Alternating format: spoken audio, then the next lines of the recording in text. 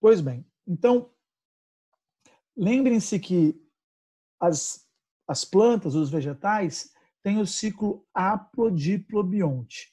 Então, você tem o indivíduo diploide, que é chamado esporófito, e o indivíduo haploide, que é chamado gametófito.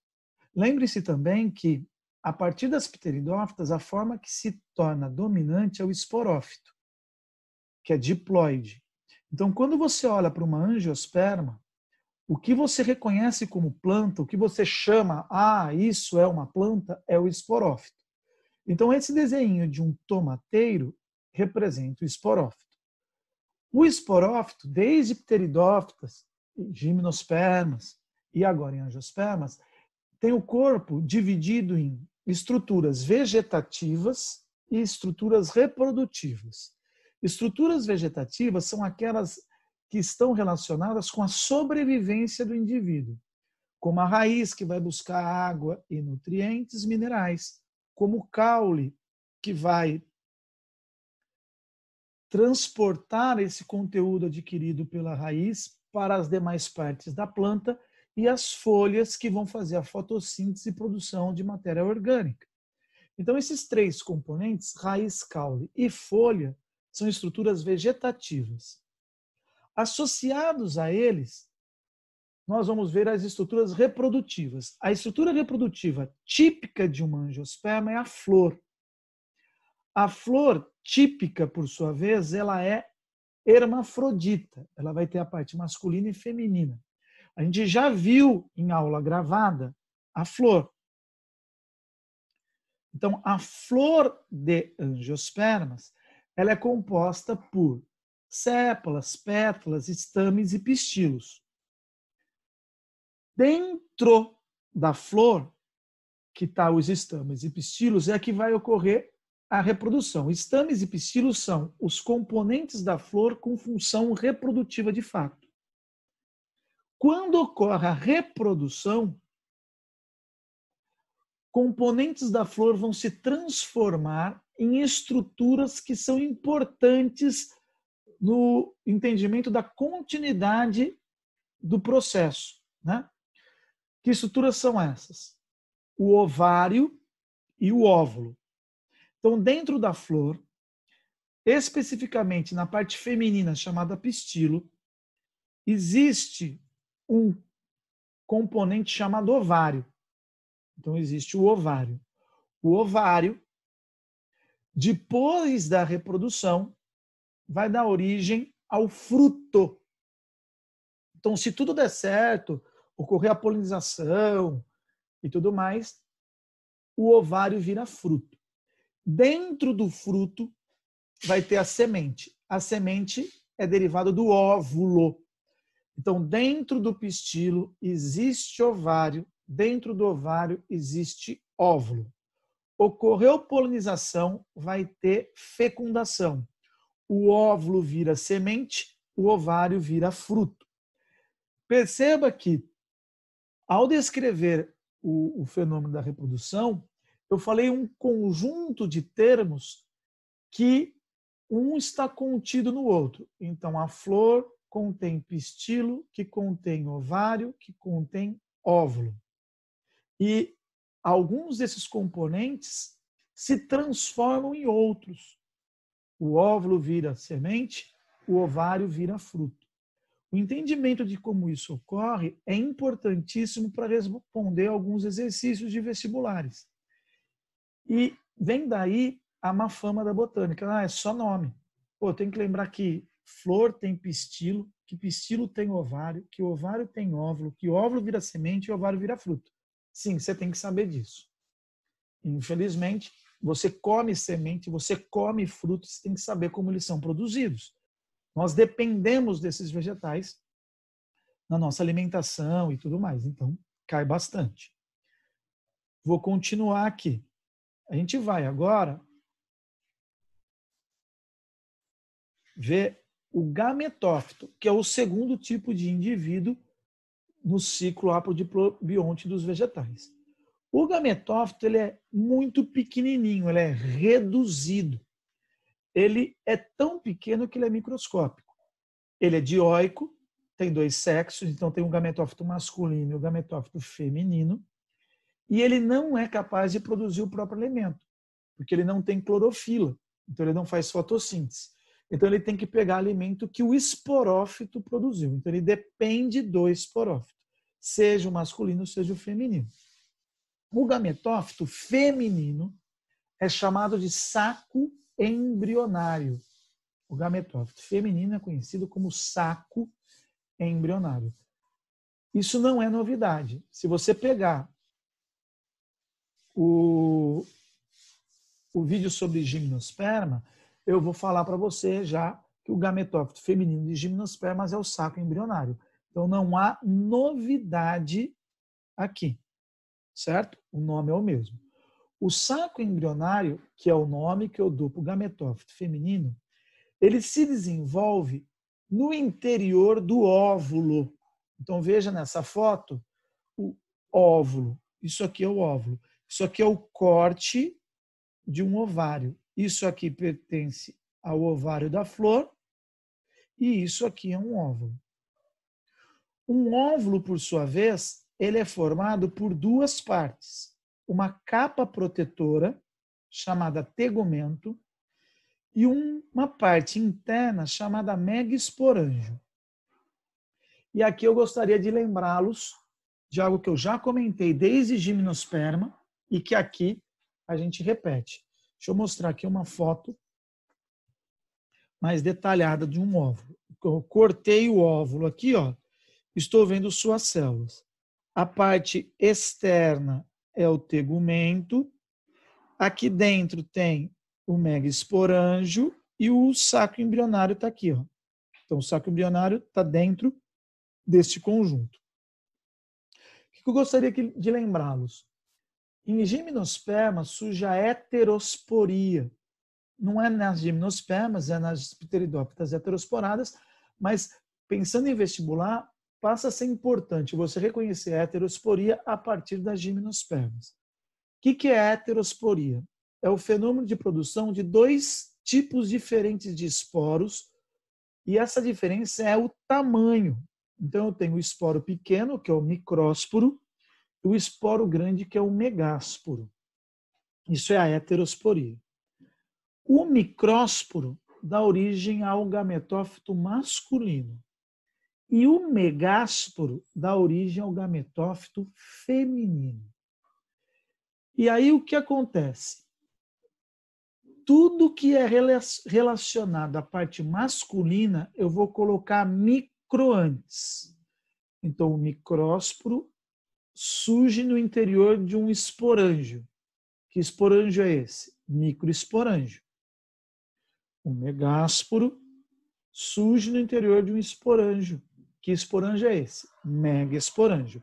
Então, o mega aí, megaesporângio, ele está indicando que é feminino. Então, o óvulo é formado pelo tegumento, uma capa protetora, e o esporângio feminino, que eu chamo de megaesporângio. Eu vou mostrar aqui, ó, a origem do saco embrionário. Então, esse é o esquema simplificado de um óvulo que ainda não está pronto para receber a parte masculina. Então, a gente chama de óvulo imaturo. Esse óvulo foi desenhado aqui em corte. Então, eu fiz um corte longitudinal e tirei a tampa para observar o meio. Perceba que externamente existem duas camadas de proteção. Essas duas camadas de proteção juntas formam o tegumento. Então, são dois tegumentos, para falar a verdade. O mais interno é o primina e o externo é o secundina. Os dois formam o tegumento, diploide.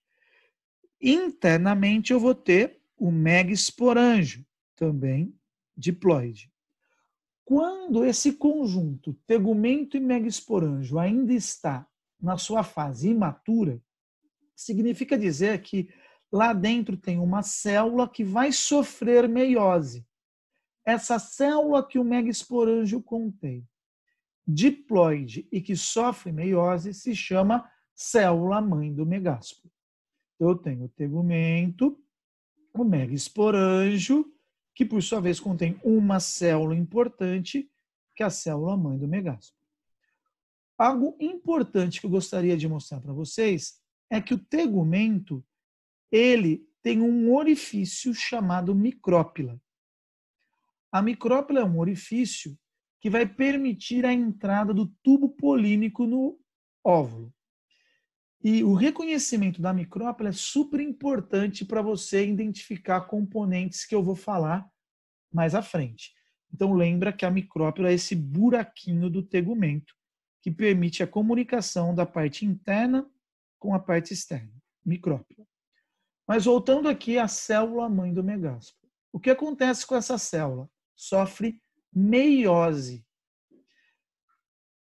A divisão do tipo meiose, ela vai ter duas divisões celulares sucessivas e uma célula diploide vai dar origem a 4 células haploides.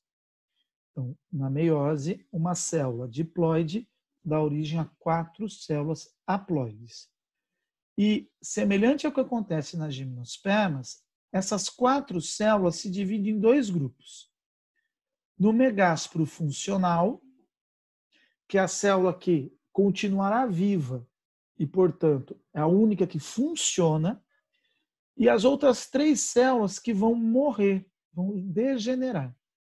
Então, perceba, a célula-mãe do megásporo sofre meiose e dá origem a 4 células filhas haploides. Dessas 4 células filhas, 3 degeneram e uma continua viva. Essa que funciona, que continua viva, é o megásporo funcional. Muito bem. Esse megásporo funcional, por sua vez, vai sofrer mitoses e dar origem ao saco embrionário. A animação que eu fiz aqui, por algum motivo, saiu do padrão, mas não tem problema. Então, preste atenção. O megásporo funcional, que é a célula que sobrou da meiose, vai sofrer mitoses. Aonde que ocorrem essas mitoses? No interior do óvulo. Então, isso significa que o esporo germina no interior do esporângio. Esse fenômeno se chama endosporia. Endosporia. Então, quando o esporo, no caso aqui o feminino, germinou dentro do óvulo, endosporia, e deu origem ao saco embrionário. O saco embrionário, portanto, é o nome do gametófito feminino. Esse saco embrionário ele é formado por 8 células. Então, aqui está o desenho do saco embrionário. E aqui os nomes destas 8 células. Quando o megásporo funcional sofre as mitoses e se transforma no saco embrionário, este conjunto, tegumento e o saco embrionário, passa a se chamar óvulo maduro. Significa dizer que, se agora ocorrer a chegada da parte masculina, vai ocorrer fecundação. Então, se o óvulo estiver imaturo e, porventura, a parte masculina se desenvolver, não rola nada porque a parte feminina não está pronta. Porém, se a parte masculina chegar neste momento em que o óvulo está maduro, aí a fecundação pode ocorrer. Você tem que reconhecer destas 8 células os nomes de 2 tipos só. Eu vou apresentar todos os nomes, mas você vai precisar saber só de 2 deles. Então, quais são os nomes? Oosfera, que é essa célula central. Sinérgides, que são essas 2 laterais à oosfera. As 2 células centrais, núcleos polares. E as 3 células do outro lado, antípodas. Então, eu tenho 3 células de um lado, 3 células do outro e 2 centrais. Você tem que reconhecer quais? Você tem que reconhecer a oosfera, que é o gameta feminino, e os 2 núcleos polares. Sinérgides de antípodas não são cobradas em vestibulares, ou quando são citadas, elas já estão sendo citadas. Você não tem que reconhecer quem são. Agora, os núcleos polares e a oosfera, sim. Então, tem um problema. Imagine que no exercício de vestibular vai ser dado para você esse esquema sem os nomes, e sim com setas indicando o número. Então, 1, 2, 3, 4, por exemplo. E eles pedem para você identificar a oosfera. Veja, eu tenho 3 células num canto, 3 células no outro. Como é que você vai fazer para não confundir esta célula do meio, da parte superior, com essa parte do meio dessas 3 inferior? O seu ponto de referência é a micrópila. A micrópila é o seu ponto de referência. O orifício do óvulo é o seu ponto de referência. A célula que estiver do lado na micrópila é a oosfera. Então, a oosfera sempre fica do lado da micrópila. Perfeito? E aí, os núcleos polares. Então, esse é o saco embrionário. Veja como o gametófito feminino é reduzido. Ele tem somente 8 células. Somente 8 células. Beleza. O que vai acontecer, então? Eu tenho que mostrar agora o gametófito masculino para você entender a reprodução. Então, eu vou agora para o gametófito masculino. Veja, esse é o esquema de um óvulo maduro contendo o saco embrionário com as suas 8 células. Esse é um esquema comum em vestibulares. Eles colocam esse desenho e você tem que reconhecer que é o saco embrionário e reconhecer os núcleos polares e a oosfera. Gametófito masculino. O gametófito masculino ele é estudado em 2 momentos, quando ele é jovem e quando ele é adulto. Quando ele é jovem, ele é chamado de grão de pólen. Então, aqui tem a parte masculina de uma flor. Então, aqui está o estame, a parte dilatada da ponta do estame é a antera. A antera contém 4 sacos polínicos. Sacos polínicos são também conhecidos como microsporângios. Então, essa estrutura aqui, ó, esta e essa são microesporângios. Microesporângios ou sacos polínicos são regiões onde vai ocorrer meiose e vão ser produzidos os esporos masculinos, micrósporos. Esporos masculinos, micrósporos. Tudo que tem micro aqui se refere a masculino. Os micrósporos aqui dentro germinam. Endosporia, germinação de esporos no interior do esporângio. Micrósporos germinaram no interior dos microesporângios, sacos polínicos. Os micrósporos, ao germinar lá dentro, endosporia dá origem ao gametófito masculino jovem, pólen. O pólen tem 2 células, a saber, célula germinativa, célula vegetativa. Então, o gametófito masculino jovem é formado apenas por 2 células, a célula germinativa e a vegetativa. Cada uma dessas células se transforma em coisas diferentes. A célula germinativa se transforma em gameta masculino. E a célula vegetativa se transforma no corpo do tubo polínico. Então, germinativa vira gameta masculino. Vegetativa vira o próprio tubo. Esta forma de gametófito masculino jovem, ou grão de pólen, vai ser levada pelo vento ou por animais até a parte feminina. Então, quando o pólen atinge a parte feminina, ele vira tubo polínico. Então, veja, a parte feminina está esquematizada aqui. Ó. Isso aqui seria o pistilo da flor. Esse conjunto aqui seria o pistilo da flor. O pistilo de uma flor é dividido em 3 partes. A parte dilatada da ponta, estigma, o tubo de conexão, estilete, a parte dilatada de baixo, ovário. É no interior do ovário que eu vou encontrar o óvulo. Pode existir um ou mais óvulos no ovário de uma flor. O pólen vai cair no estigma. Quando o pólen cai no estigma de uma flor da mesma espécie, ele então se desenvolve em tubo polínico. Então essa célula aqui, ó, que é a célula vegetativa, se desenvolve e vira o tubo polínico. Veja que o tubo polínico cresce e se desenvolve atravessando todo o estilete, atravessa o ovário até atingir, ó, a micrópila do óvulo, certo? A micrópila do óvulo. Perfeito? Então, o pólen caiu no estigma, o pólen se desenvolveu em tubo polínico até atingir a micrópila do óvulo, que fica lá no interior do ovário.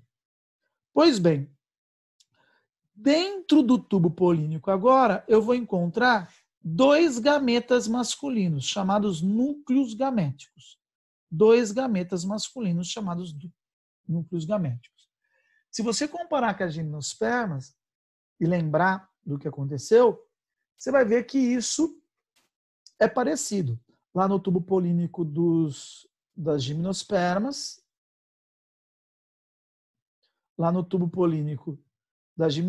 também é produzido 2 gametas, certo? 2 núcleos gaméticos. E esses núcleos gaméticos vão, por dentro do tubo polínico, deslizar até o óvulo. Por isso que a gente fala que a fecundação aqui, por conta do tubo polínico, é independente da água. Então veja essa animação que uma empresa chamada de Tomaso Development fez. Aí, ó. Opa. Os gametas saíram um pouco do trajeto, mas não tem problema não. Então, vou até repetir, ó, os 2 gametas vão percorrer o interior aqui, ó, e vai dar uma saidinha, esquece isso, mas o importante é que eles vão chegar aqui, ó, onde está o óvulo, tá? Eu vou precisar mostrar para vocês agora com mais detalhes, então eu vou fazer um zoom. Então, observe aqui nesse zoom que o óvulo está lá com os seus componentes, saco embrionário, óvulo maduro, e o tubo polínico, na sua extremidade, tem os 2 núcleos gaméticos.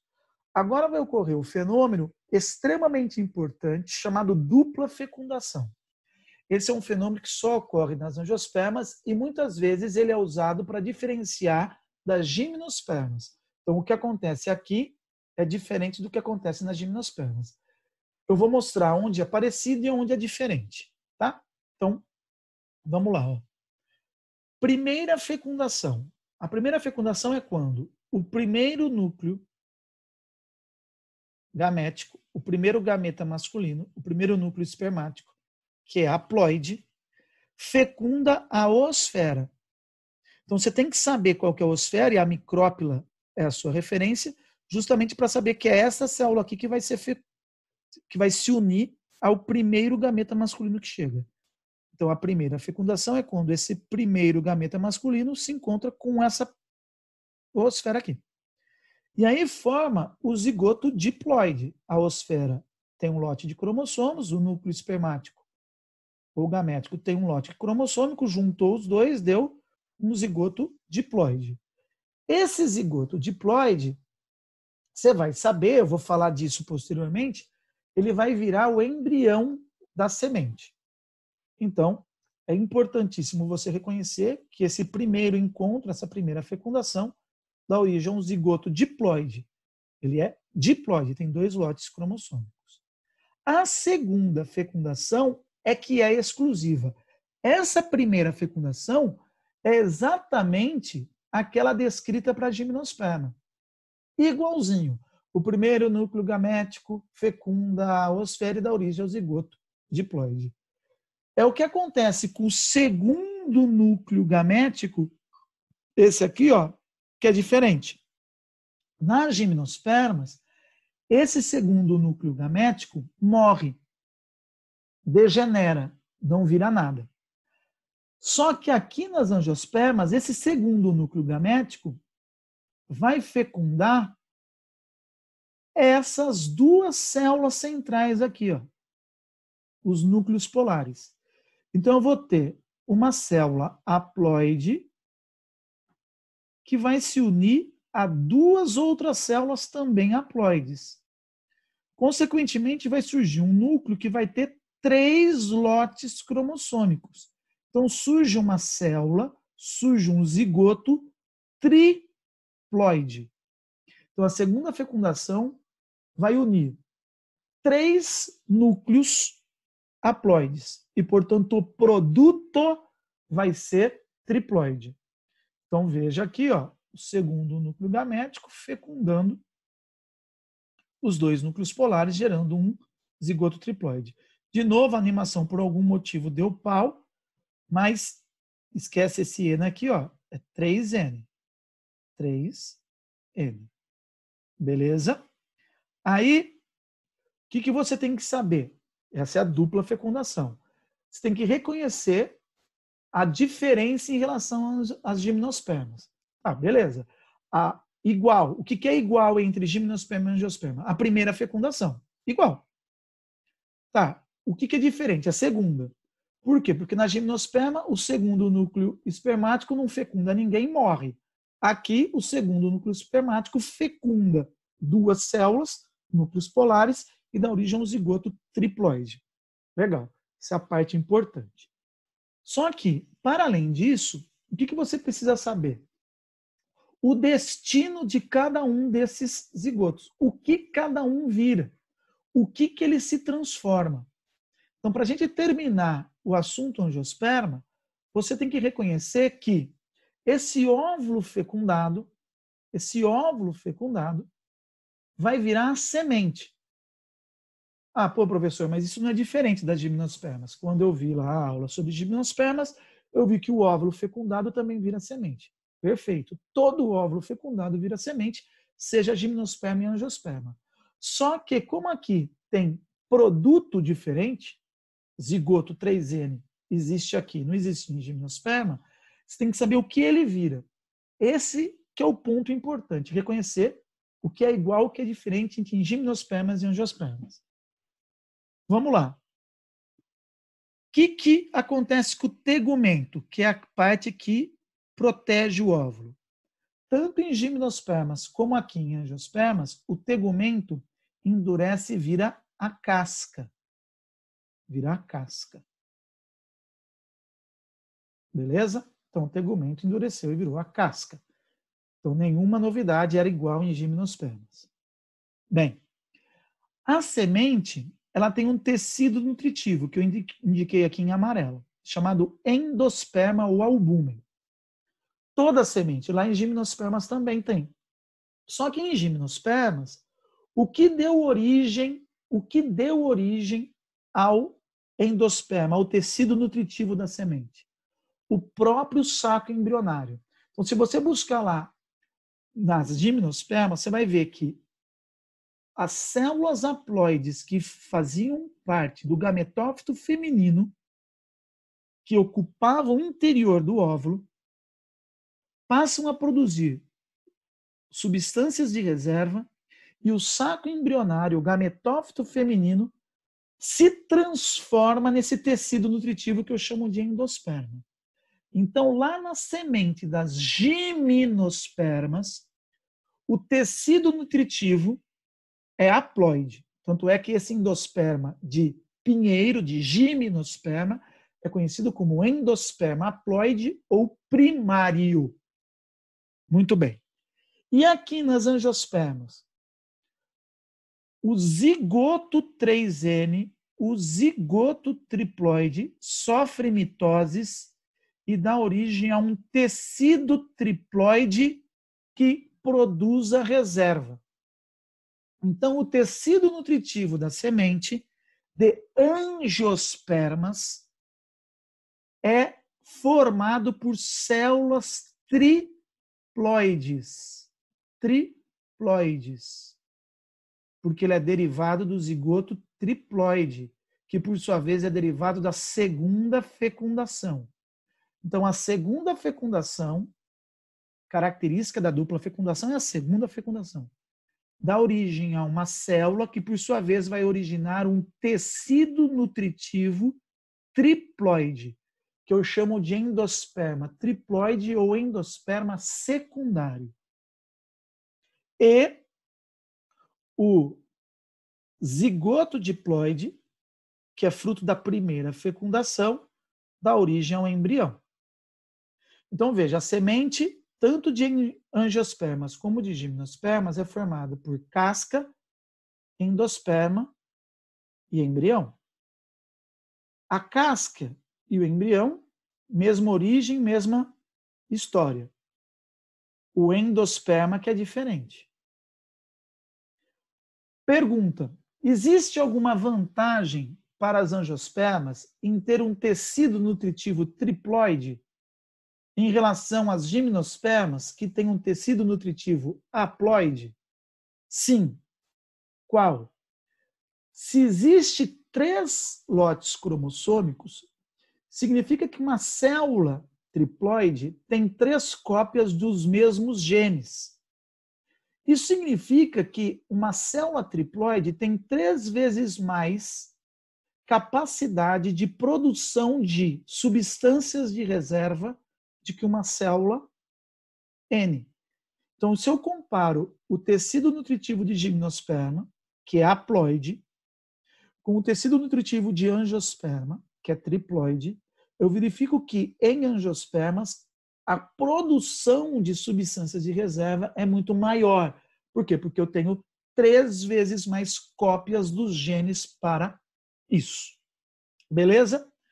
Com isso eu termino a parte de angiospermas. Eu vou mostrar para vocês aqui uma animaçãozinha só para mostrar tudo isso que eu disse de forma cíclica, né? Então, veja, a flor está lá, produziu pólen, caiu, tubo polínico cresceu, pólen fecundou, semente desenvolveu, ovário também, semente cai, e tudo isso se repete.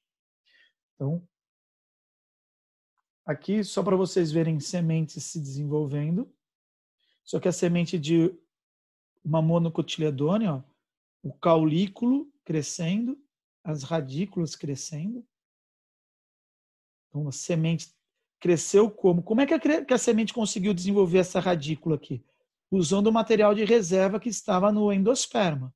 Aí aqui já é verdinho, já produz o próprio alimento por fotossíntese. Mas, inicialmente, antes de conseguir atingir o ambiente que tem luz, cresceu usando a reserva acumulada no endosperma. Então, o endosperma serve justamente para permitir o início do desenvolvimento. Certo? Como a gente está caminhando para o final da aula, eu deixo aqui, isso tudo tem tanto no meu material teórico como no slide, tá? Um mapa mental para você entender o ciclo das angiospermas. E, antes de fazer exercício, tem alguma pergunta?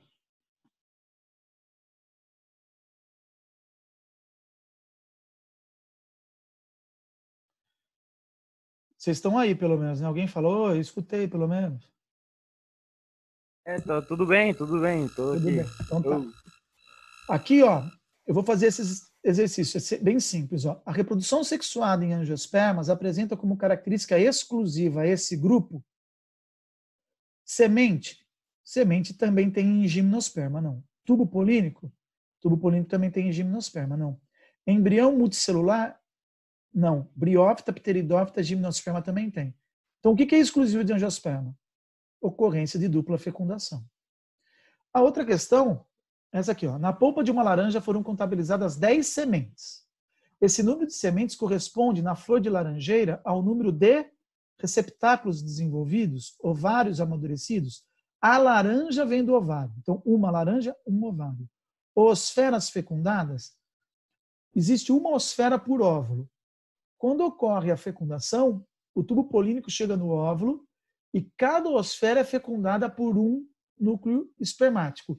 Então, cada semente deriva, por sua vez, cada semente tem lá dentro um embrião. Cada embrião foi uma osfera fecundada. Então, é a C. Está errado porque cada semente representa óvulos fecundados, então esse não está errando. E foram produzidos muito mais grãos de pólen que se perderam. Então, as 10 sementes equivalem a 10 osferas fecundadas. Aqui, ó, eu vou deixar para vocês as respostas dos demais exercícios, todos os exercícios dessa aula estão aqui respondidos. O 7 é aberto, eu deixei no final a resposta, tá? Então, vocês têm isso também nos slides, no slide que eu deixei, tanto no grupo do WhatsApp como no Classroom. Eu vou gravar essa aula gravada, depois eu disponibilizo lá no Classroom. Beleza, gente? Então, eu vou aqui interromper o compartilhamento e me despeço de vocês. Eu não sou professor de vocês de sala, me transformei em professor de vocês online, então nem deu tempo de a gente falar dessa forma, né, presencialmente, mas é um prazer poder ajudá-los. Espero que minha aula tenha sido proveitosa, clara, mesmo com as limitações que essas aulas online têm. E se tiver qualquer dúvida, por favor, entre em contato, pode mandar lá pelo grupo do WhatsApp, qualquer coisa, beleza? Então, um abraço Valeu. e até mais.